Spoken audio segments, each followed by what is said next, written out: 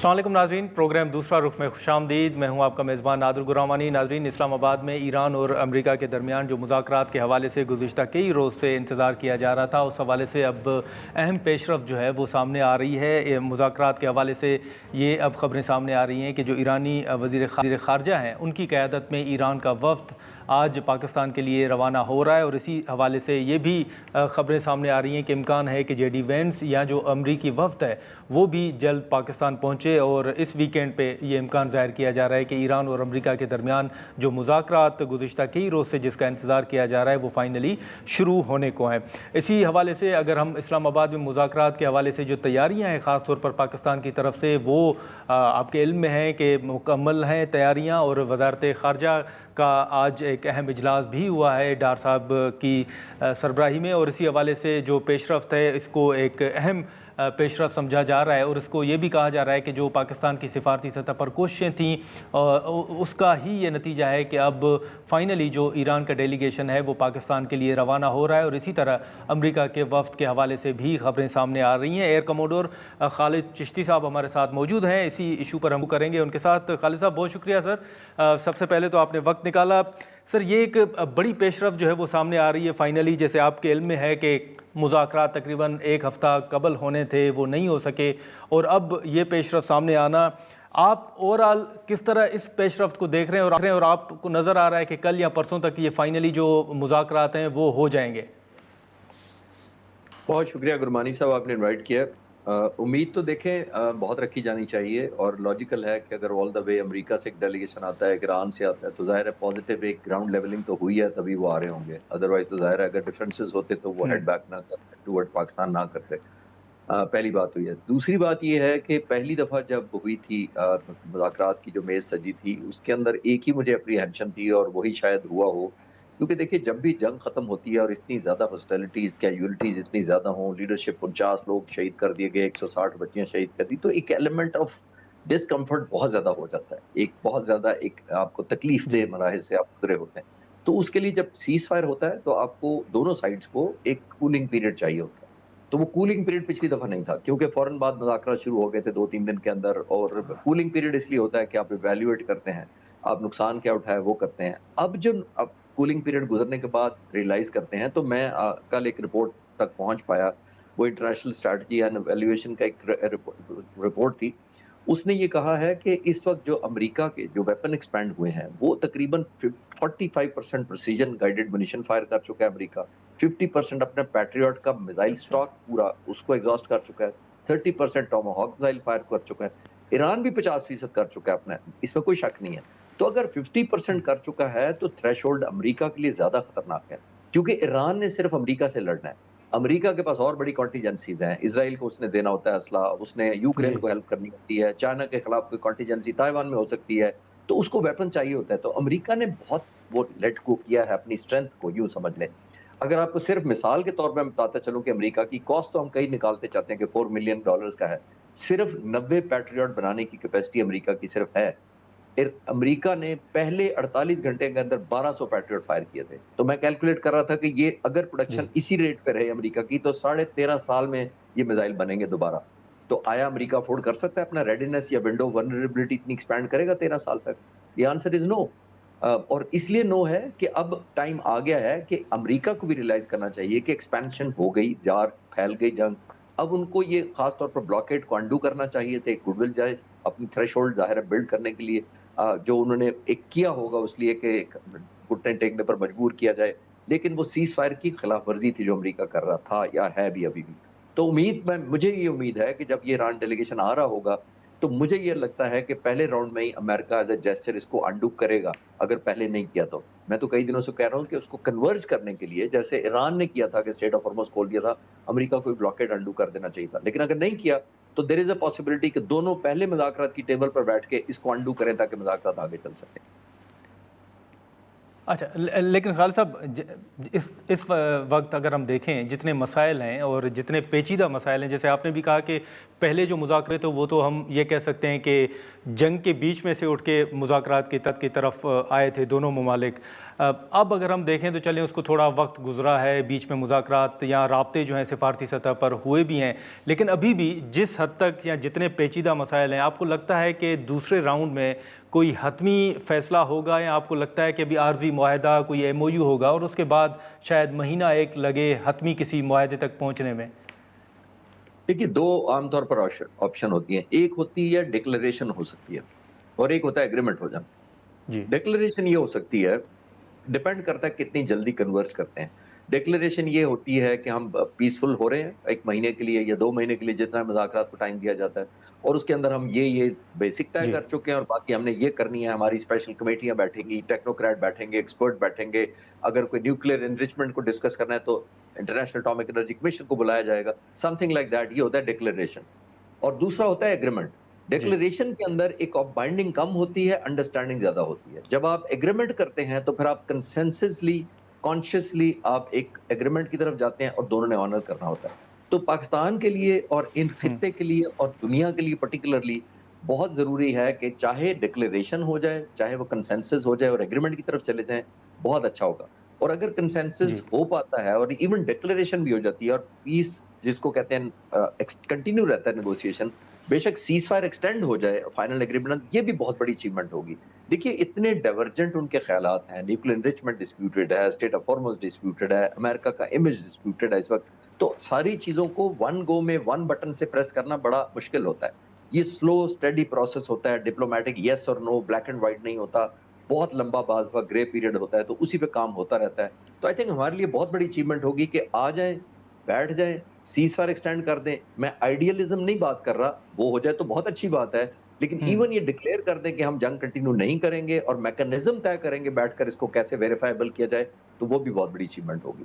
ہاں وہ ٹھیک ہے، لیکن سر اسی کے ساتھ ساتھ اگر آپ دیکھیں تو ٹرمپ صاحب کے بڑے سخت بیانات بھی سامنے آ رہے تھے، پھر کل بھی انہوں نے بڑے سخت بیانات دیے ایون اسٹریٹ آف ہارمز کے حوالے سے، پھر آج بھی جو پریس کانفرنس ہوئی واشنگٹن میں انہوں نے کہا کہ جی وہاں پر تو امریکہ کا پورا کنٹرول ہے، لیکن ابھی پھر مذاکرات کی طرف آنا، تو آپ سمجھتے ہیں کہ خود امریکہ کے اوپر، امریکہ کے اندر سے بھی اور اتحادی جو ممالک ہیں ان کی طرف سے بھی دباؤ ضرور ہے؟ وہ اگر آپ دیکھ لیں تو ان کی سپورٹ حاصل نہ ہونا یا ان کی جو ایک پوزیشن ہے، ایون اٹلی نے جو اسرائیل کے ساتھ معاہدہ تھا اس کو منسوخ کیا، تو ایک دباؤ ضرور ہے۔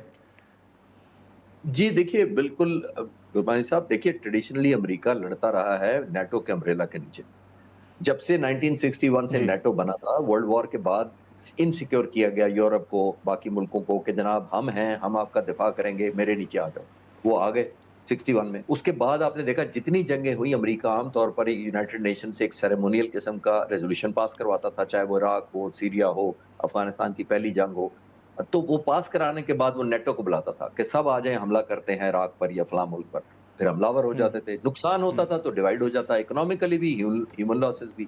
اس دفعہ بڑی یونیک جنگ ہے۔ یونیک جنگ یہ ہے کہ کوئی یونائٹڈ نیشن کا ریزولوشن پاس نہیں ہوا، کوئی کانگریس نے اپروول نہیں دیا، کوئی نیٹو شامل نہیں ہے۔ تو امریکہ پر یہ پریشر بہت زیادہ ہے کہ اس دفعہ پریزیڈنٹ ٹرمپ، جن کو یہ شوق ہے کہ مجھے اچھا گنا جائے، مجھے پیس لونگ ملک یا اسٹیٹسمین کے طور پر ہم جانے جائیں، وہ بڑا ٹارنش ہوا ہے پچھلے ہاں 2 مہینوں کے دوران۔ تو وہ ری بلڈ کرنا چاہتے ہیں، not from electoral point of view سے، لیکن ہر شخص چاہتا ہے کہ وہ ایک لیگیسی چھوڑ کے جائے کہ مجھے دنیا کیسے یاد رکھی جائے گی۔ پریزیڈنٹ ٹرمپ کا تو ویسے ہی 2.5 سال رہ گئے ہیں، اگلا الیکشن انہیں لڑنا بھی نہیں ہے۔ اگر امپیچمنٹ نہ بھی ہو تو 2.5 سال نکال جائیں گے، تو وہ چاہیں گے کہ دنیا جو آج پریزیڈنٹ ٹرمپ ہے اس طرح یاد رکھا جائے؟ نہیں چاہیں گے، وہ چاہیں گے کہ میں گڈ ول کریٹ کر کے جاؤں۔ تو آئی تھنک ان کی obligation military point of view سے تو ہے ہی ہے، لیکن ایتھیکلی، پولیٹیکلی، سوشلی اور I am sure as an image in کو زیادہ کنسرن ہوگا کہ میں کر کے جاؤں۔ مجھے بڑی امید ہے کہ کنورج ہونے کا مطلب یہ ہے کہ کافی حد تک پازیٹیو لیول گراؤنڈ ہو گیا ہوگا۔ اف اینڈ بٹ والی بات ہے اور ون ون سچویشن ہے، آپ نے پرسیو کیا کرنا ہے، بعد میں آپٹکس کیا بعد میں جی بتائیں گے، وہ دونوں ملک اپنا اپنا کرتے رہیں گے، آپ اور میں ڈسکس کرتے رہیں گے چینل پر بیٹھ کے کہ کون جیتا کون ہارا۔ ٹھیک ہے، بالکل۔ لیکن خالد صاحب، یہ جو دو فریق ہیں چلیں، وہ تو اب واضح امکانات ہیں کہ وہ بیٹھنے جا رہے ہیں اور سب کی یہی توقع اور امید ہے کہ یہ معاملات، یہ مذاکرات کامیاب ہوں، لیکن ایک فریق اگر ہم کہیں تو وہ اسرائیل کے حوالے سے بھی بات ہوتی ہے، تو اس کو کہاں کھڑا ہوتے ہوئے آپ دیکھ رہے ہیں؟ देखिए वो तो डे वन पे शो स्पॉइलर डेफिनेटली है, क्योंकि उसी के कहने पे तो अमेरिका ने जंप किया है इस जंग के अंदर। जॉन कैरी ने कहा, मैं तो नहीं कह रहा। हर आने वाले सदर को ठीक है। कन्विंस करते रहे, नेतन्याहू करते रहे कि जनाब आप जंप जंप इन करें जंग के अंदर, विक्ट्री इंतजार कर रही है आपका। बाकी सदूर ने नहीं माना, जितने भी थे, बुश थे, उसके बाद ओबामा थे, बाइडेन थे, लेकिन प्रेसिडेंट ट्रम्प ने पहले टेन्योर में भी नहीं माना। दूसरे टेन्योर में उन्होंने, आप देखा 9 महीने के अंदर दूसरी दफा हमला कर दिया उन्होंने। तो ये प्रेसिडेंट ट्रम्प को सोचना पड़ेगा कि मैं आया अमेरिका फर्स्ट कहते कहते इजराइल फर्स्ट लेके आऊं, अमेरिका में खुली बहस हो रही है। मेरे दोस्त हैं अमेरिका में, रिपब्लिकन के भी हैं, डेमोक्रेट भी हैं, और वो कहते रहते हैं कि प्रेसिडेंट ट्रम्प अमेरिका करते करते इजराइल फर्स्ट कर दिया उन्होंने। और फिर सबसे ज्यादा इनकी जो पार्टी रिपब्लिकन है उसको बहुत खौफ है, इलेक्टोरल खौफ है कि अगर ये प्रेसिडेंट ट्रम्प ने इसी तरह कहा और टेक होम कोई ट्रॉफी ना आई तो अगला इलेक्शन कैसे लड़ेगा कोई नया कैंडिडेट उनका। तो आई थिंक प्रेशर बहुत ज्यादा है। उम्मीद तो है कि कोई ना कोई पॉजिटिव वे फॉरवर्ड निकलेगा। दोनों मुल्क बेशक बाद में क्लेम करेंगे कि हारा कोई भी नहीं होगा, दोनों जीत क्लेम करें, लेकिन जीतेगी दुनिया, 8 अरब लोग जीतेंगे जो हॉस्टेज बने हुए हैं इतने महीनों से। चल ठीक है। खालिद चिश्ती साहब बहुत शुक्रिया सर, आपने वक्त निकाला। खालिद चिश्ती साहब की गुफ्तगू आपने सुनी और ये एक अहम पेशरफ्त है कि ईरान का वफ़द जो है वो पाकिस्तान आ रहा है, और इसी हवाले से जो अमरीकी वफ़द है उस हवाले से भी ख़बरें सामने आ रही हैं और इम्कान ज़ाहिर किए जा रहे हैं कि जैसे पहले ट्रंप ने भी ये कहा था कि जुम्मे के रोज़ यानी आज मुज़ाकरात के हवाले से वो कोई खुशखबरी दे सकते हैं, तो अब ये पेशरफ्त जो है वो सामने आ रही है। मुज़ाकरात के हवाले से तवक्को है कि वीकेंड पे कोई बड़ी डेवलपमेंट जो है वो सामने आए। हम यहाँ पर एक मुख्तसर सा ब्रेक लेंगे और ब्रेक के बाद इसी इशू पर गुफ्तगू करेंगे।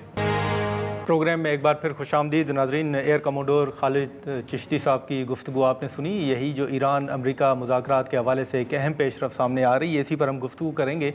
एयर मार्शल सईद खान साहब हमारे साथ इस वक्त मौजूद हैं। सर बहुत शुक्रिया सईद साहब वक्त निकालने का।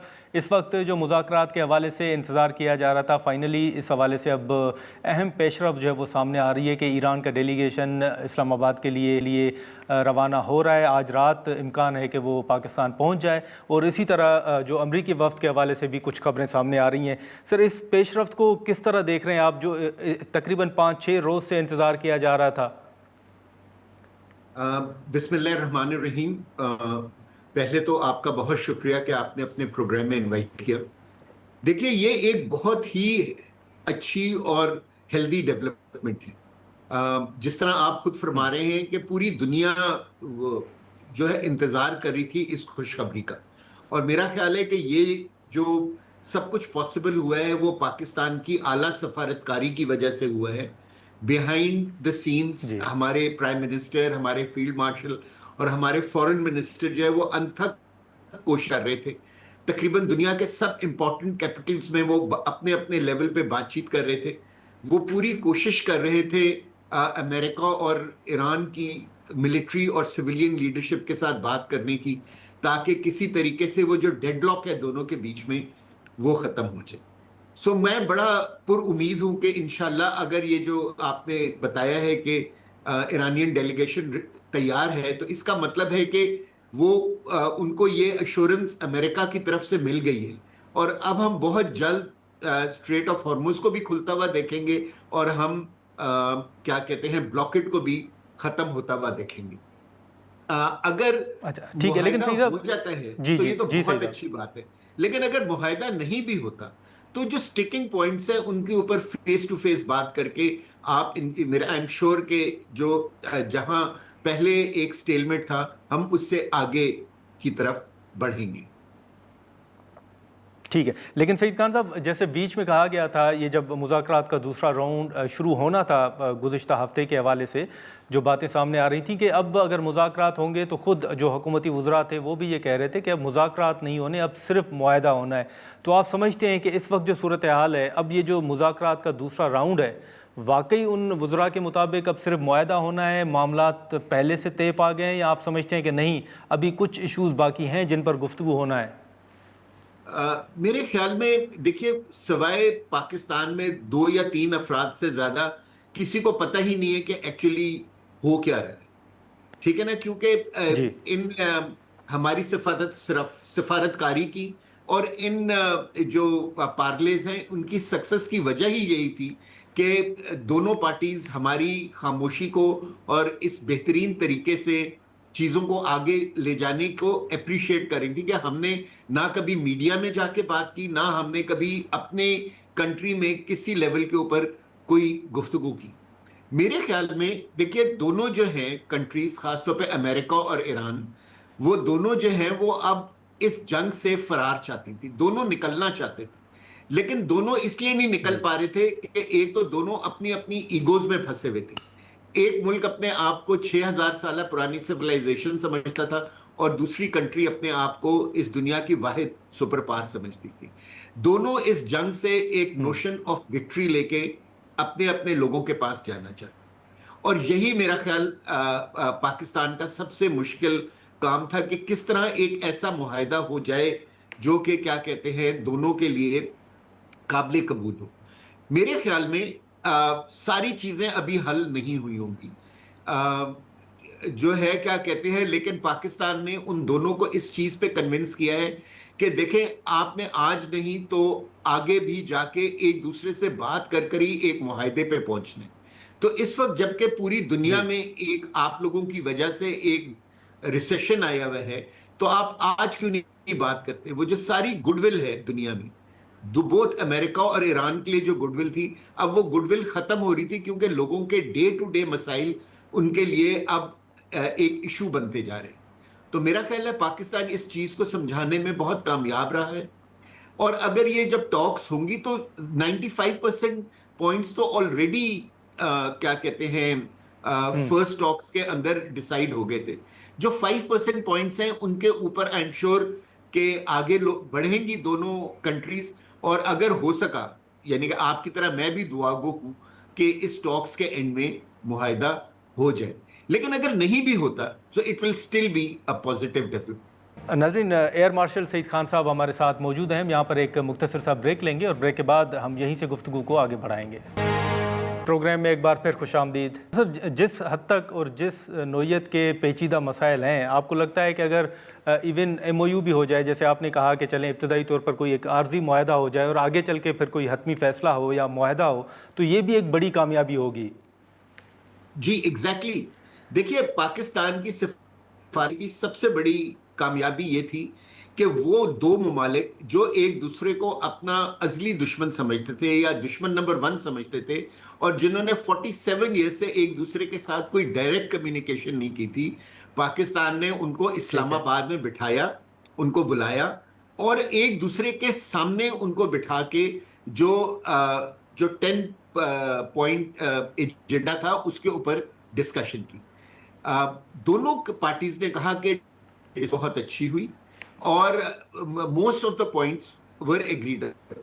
لیکن جس طرح میں نے آپ سے پہلے بھی عرض کیا کہ دونوں کنٹری ہیں وہ ادھر سے ایک نوشن آف وکٹری لے کے جانا چاہتی تھی اور ایک دوسرے کو وہ نوشن آف وکٹری نہیں دے رہی۔ میرا خیال ہے کہ پاکستان نے اب ان کو سمجھایا ہے کہ آپ دونوں جو ہیں وہ اپنی گڈ ول کو خراب کر رہے ہیں، آپ لوگ جو ہیں it is now time for you people to sit down again and resolve the issue. اور میرے خیال میں انہوں نے پاکستان کی بات سنی ہے، اور پچھلے 72 آورز میں جس طریقے سے ہمارے تینوں بڑے جو ہیں انہوں نے انتھک کام کیا ہے، اس سے جو ہے نا یہ مرحلہ حل ہوا ہے، اور انشاءاللہ میں آپ کے ساتھ یعنی کہ دعا گو ہوں کہ اللہ کرے کہ ہو جائے کیا کہتے ہیں معاہدہ، کیونکہ پوائنٹس معاہدے ہونے کے لیے بہت چھوٹے چھوٹے ہیں، لیکن بہت چھوٹے۔ اچھا، لیکن سر آخر میں اگر نہیں بھی ہوتا، میں پھر بھی کہتا ہوں کہ اگر نہیں بھی ہوتا تو it will be a very positive step in the right direction forward۔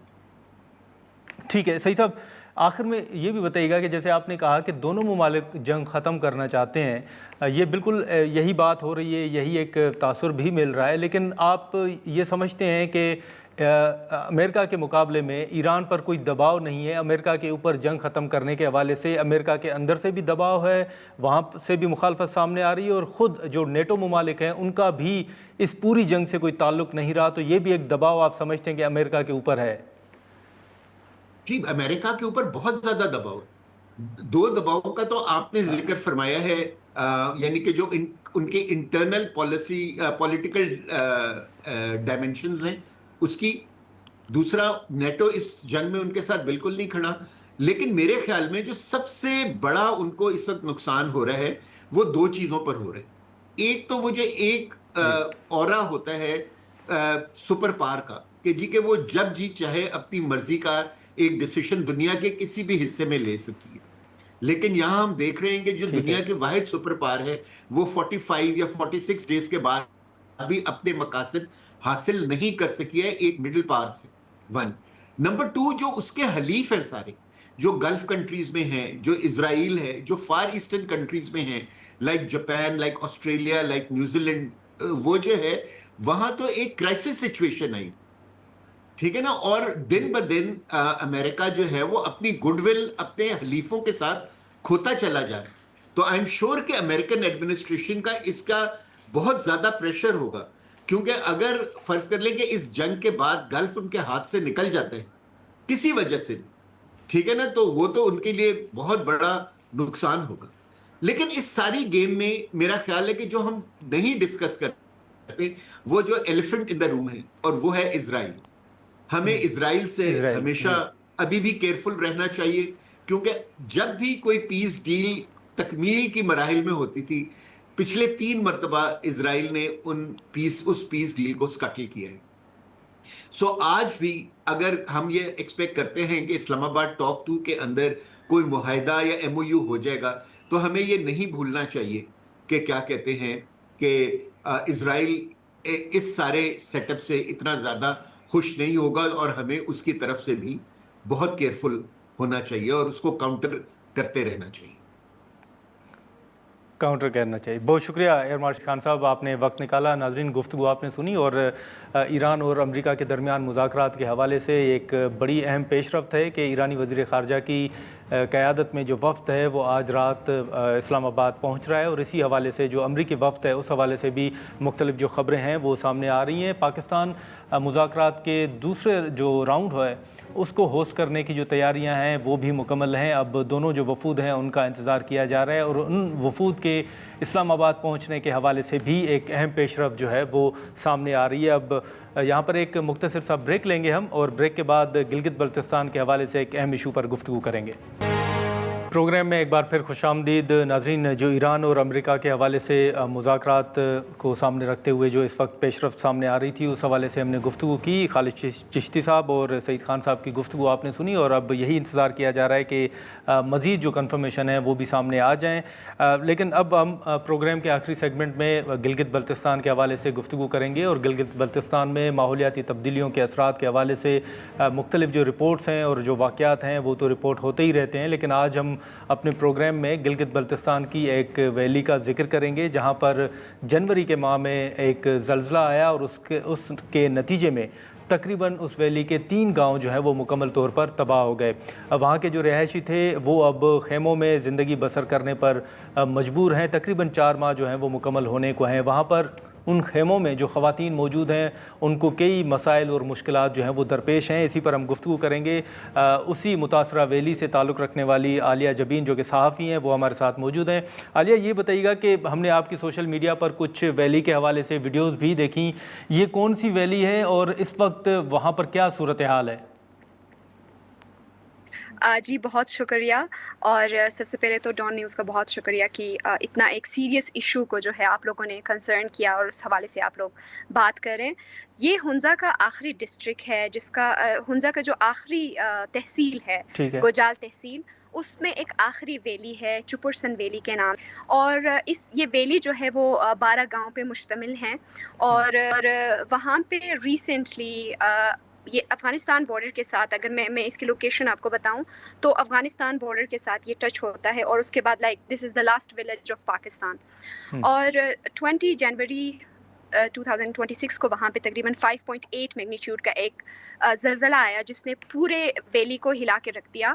اور اس سے پہلے بھی پچھلے 8-9 مہینوں سے وہاں پہ زیر زمین دھماکوں کی آوازیں آ رہی ہیں، لیکن گلگت بلتستان گورنمنٹ کی جانب سے کوئی اس طرح سے کوئی ایک جیولوجیکل سروے نہیں ہوا کہ پتہ چلے کہ اس کی وجہ کیا ہے. اور اس کے بعد جنوری میں جب یہ زلزلہ آیا تو اس نے پورے 12 گاؤں کو شدید متاثر کیا، جس میں سے 3 گاؤں جو ہے وہ مکمل طور پر تباہ ہو گئے ہیں. وہاں پہ کوئی گھر رہنے کے قابل نہیں رہا ہے، سکولز تباہ ہو گئے ہیں، واٹر چینلز تباہ ہو گئے ہیں، کیونکہ یہ جو لوگ وہاں رہتے ہیں ان کا زیادہ تر ان کا جو روزگار ہے وہ وہاں پہ माल मवेशी या फिर खेती बाड़ी से वो अपना लाइक रोज़गार कर रहे थे।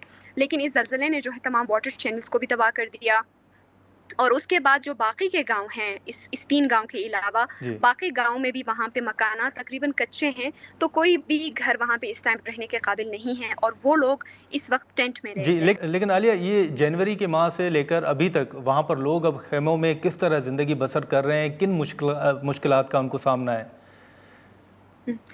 जैसे कि मैं कह रही थी कि ये इलाका जो है बहुत दूर दराज इलाका है, और काफ़ी एक हाइट पे ये इलाका वाक़ा है, और वहाँ पे सर्दियों में टेम्परेचर तकरीबन -20 से -25 अच्छा तक पहुँच जाता है।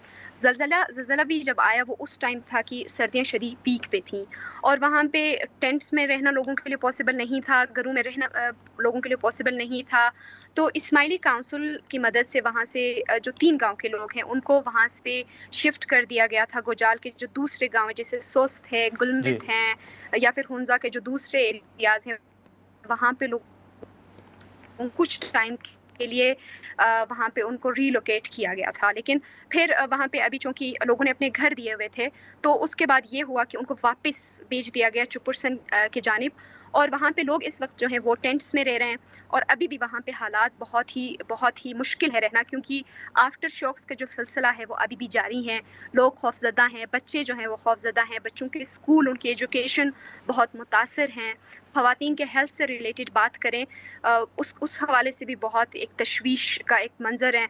और इसमें अगर हम ये भी देखते हैं कि ख़वातीन की सेहत के हवाले से चुपुरसन वैली, वहाँ पे एक आगा खान हेल्थ का एक छोटा सा डिस्पेंसरी टाइप है, जहाँ पे कोई डॉक्टर नहीं है, बस नर्स वहाँ पे हैं जो अच्छा बेसिक फैसिलिटी वहाँ पे देते हैं। लेकिन गवर्नमेंट की तरफ से इतना एक सीरियस सिचुएशन होने के बावजूद वहाँ पे अभी भी इमरजेंसी के लिए किसी डॉक्टर को नहीं रखा गया है, और इलाका भी जो इलाका है वो लाइक सोस तक तकरीबन आने में 2 घंटे लगते हैं।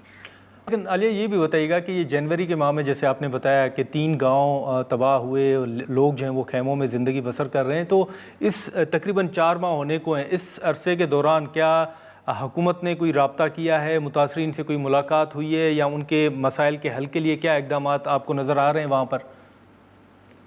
बिल्कुल हैं। इसमें शुरू में जब ये सिचुएशन चूँकि 8-9 महीने से ज़ेर ज़मीन धमाकों की आवाज़ें आ रही थी, वरना लाइक गवर्नमेंट ये कहती है कि ज़लज़ला इस तरह का है कि एक कुदरती आफ़त है, और ठीक है। जापान इस पे कंट्रोल नहीं कर सका, तो हम क्या करेंगे? लेकिन इसमें सिचुएशन ये था कि पिछले तकरीबन 8-9 महीनों से ज़ेर ज़मीन धमाकों की आवाज़ें आ रही थी, तो गवर्नमेंट को प्रिपेयर्ड रहना चाहिए था। जी वो प्रिपेयर्ड नहीं थे। फिर जब ये लोग बेघर हो गए, तो शुरू में जो है इनके लिए राशन का बंदोबस्त किया गया, और ज़्यादा जो काम किया वो इस्माइली काउंसिल ने किया। आका ने जो है वहाँ पे शुरू में इमरजेंसी तौर पे कुछ टेंट्स प्रोवाइड किए थे। उसके बाद गवर्नमेंट ने भी अभी जो रेजिडेंट्स हैं उनके लिए टेंट तो प्रोवाइड की हैं, लेकिन रिहेबिलिटेशन या रीलोकेशन या फिर जियोलॉजिकल सर्वे के हवाले से कोई बात नहीं कर रहे हैं। इवन कि जो इस वक्त निगरान जो चीफ मिनिस्टर हैं, उन्होंने अभी तक इस वैली का विजिट किया ही नहीं है। ठीक है आलिया जबीन, बहुत शुक्रिया आपका वक्त निकालने के लिए। नाज़रीन, गुफ्तगू आपने सुनी इस वक्त जो वहाँ पर सूरत हाल है उस हवाले से। इस वक्त जो गिलगित बल्तिस्तान हुकूमत है उसका भी हम मौक़िफ़ जानने की कोशिश करेंगे, और तर्जुमान गिलगित बल्तिस्तान हुकूमत शबीर मीर साहब हमारे साथ मौजूद हैं। बहुत शुक्रिया शबीर साहब वक्त निकालने का। ये जिस वादी के हवाले से हम गुफ्तगू कर रहे हैं, तकरीबन 4 माह होने को हैं, और मसाइल के हवाले से जो ख़बरें सामने आ रही हैं वो बहुत खौफनाक भी हैं कि लोग इस वक्त वहाँ पर कैंपों में ज़िंदगी बसर करने पर मजबूर हैं। फिर ये बताइएगा कि क्या हुकूमत की जानिब से इक़दामात उठाए गए हैं, और ये भी तनकीद हो रही है कि अभी तक निगरान वज़ीर आला ने उस मुतासरा वैली का दौरा तक नहीं किया। देखें, बहुत शुक्रिया। पहली बात तो ये है कि वज़ीर आला ने, जैसे आपने कहा कि दौरा नहीं किया, विजिट नहीं किया, तो वज़ीर आला गए थे, फोर्स कमांडर और वज़ीर आला थे, वो वेदर की खराबी की वजह से वो उनको वापस आना पड़ा। लेकिन हमारे होम मिनिस्टर समेत 3-4 मिनिस्टर्स गए, उन्होंने लोगों से मुलाकातें की और उनका जो दुख है उसको कम करने की कोशिश की। बाकी रही इंतजामात की बात, तो जैसे ही वहाँ पे कैलेमिटी ने हिट किया, उसके फौरी बाद पहले रोड ब्लॉक था, रोड ओपन किया गया विदिन 24 आवर। उसके बाद शेल्टर्स प्रोवाइड किए गए, खेमे दिए गए, वहाँ पे उस वक्त सर्दी थी, हीटर्स दिए गए, थर्मिटी दिया गया, फूड आइटम्स दिए गए, पानी दिया गया। तो उस वक्त फौरी तौर पे तमाम जो रिसोर्सेज थे वो मोबिलाइज किए गए। वहाँ पे एडमिनिस्ट्रेशन के डीसी साहब की बाकायदा वहाँ पे ड्यूटी थी, वो तकरीबन फ्रीक्वेंट जाना आना था। ठीक है, लेकिन शबीर साहब ये भी बताइएगा कि ये तकरीबन अब 3-4 माह होने को हैं, खेमों में लोग जो हैं वो रह रहे हैं। آپ کے نزدیک ان لوگوں کو اب واپس اپنے گاؤں منتقل کرنا یا ان کے یہ تمام جو مشکلات ہیں یہ دور کرنے میں حکومت کو کتنا وقت درکار ہوگا اور کیا اقدامات کیے جا رہے ہیں؟ اس میں ایک بات تو یہ پہلی بات کہ یہ سارا سیسمک زون کے اوپر واقع ہے. وہاں پہ زلزلے آنا یہ بہت پرانا چلا آ رہا ہے اور اس وقت بھی مطلب وہ زلزلے کہیں نہ کہیں کسی نہ کسی ٹائم پہ آتے رہتے ہیں. تو ایک کنسیڈریشن یہ بھی ہے کہ ان کو آیا وہاں پہ پرماننٹ بسایا جائے یا نہیں، اس کے اوپر بھی مطلب غور و خوض ہے. اور دوسرا الٹرنیٹ اس کے سیٹلمنٹ کے حوالے سے گھر بنائے بھی جا رہے ہیں.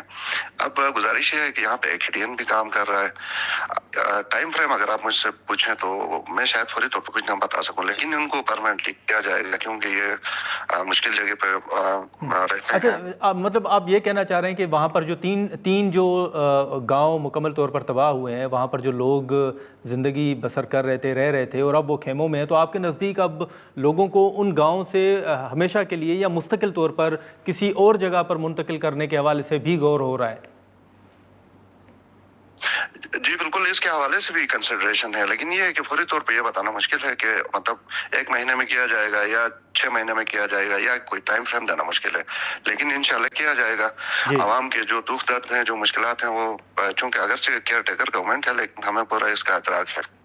چلیں ٹھیک ہے. شبیر میر صاحب، آپ کا وقت نکالنے کے لیے. ناظرین، گلگت بلتستان کی چپرسن ویلی کے حوالے سے جو تفصیلات تھیں وہ ہم نے آپ کے سامنے رکھیں. تقریباً یہ جنوری کے ماہ میں یہ ایک خوفناک زلزلہ جو آیا تھا اور اس کے بعد اب 3 گاؤں کے مکمل تباہ ہونے کے بعد اب لوگ جو ہیں وہ خیموں میں زندگی بسر کرنے پر مجبور ہیں اور مشکلات کے حوالے سے بھی مختلف رپورٹ جو ہیں وہ سامنے آ رہی ہیں. حکومت کا موقف بھی آپ نے سنا. آپ دیکھیں کہ اس حوالے سے کیا پیش رفت سامنے آتی ہے. اور اس سے پہلے جو ہم نے ایران اور امریکہ کے درمیان مذاکرات کے حوالے سے ذکر کیا، وہ بھی ایک اہم معاملہ ہے جس پر سب کی نظریں ہیں اور یہ ایک بڑی پیش رفت سامنے آ رہی ہے کہ دونوں ڈیلیگیشنز کا امکان ہے کہ وہ پاکستان آ رہے ہیں اور اس ویکینڈ پہ بڑی ایک پیش رفت کا امکان ہے اور سب کی یہ توقع ہے کہ جو مذاکرات ہیں وہ کامیاب ہو جائیں. اور اس وقت جو خبریں آ رہی ہیں وہ ایک بڑی پیش رفت ہے جس کا سب کو انتظار تھا.